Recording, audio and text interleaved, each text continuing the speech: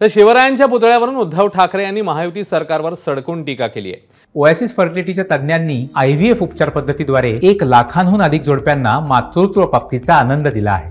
मोफत appointment book करण्यासाठी आजच संपर्क साधा। त्यांच्या या टीकेला नारायण राणेंनी प्रत्युत्तर दिलंय। मी शिवद्रोही म्हणतो, कारण मला नाही वाटत सगळे भाजपचे कार्यकर्ते त्यांना हे पटलेली गोष्ट असेल। त्याच्यामध्ये जे शिवद्रोही आहेत ते तिकडे आडवे आलेले आहेत। हे शिवद्रोही कोण आहेत हे चॅनलवरती आलेत, एकेकाला बघून मारतो। हे शिवद्रोही आता एवढे मस्तवाल झालेत की त्यांना सगळं काही त्यांनी भीडभाड सोडून दिले आणि त्यांचे पाठीराखी तिकडे दिल्लीत बसले। उद्धव ठाकरेकडून काय अपेक्षा चांगल्या भाषेची हो? काय चांगल्या भाषेची अपेक्षा? शिवद्रोही आहे, मला त्याला सांगावं वाटतं।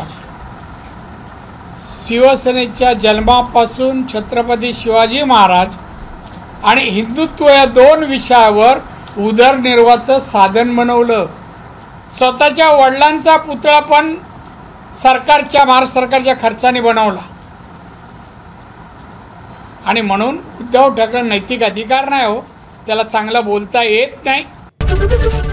एबीपी माझा, उघडा डोळे बघा नीट।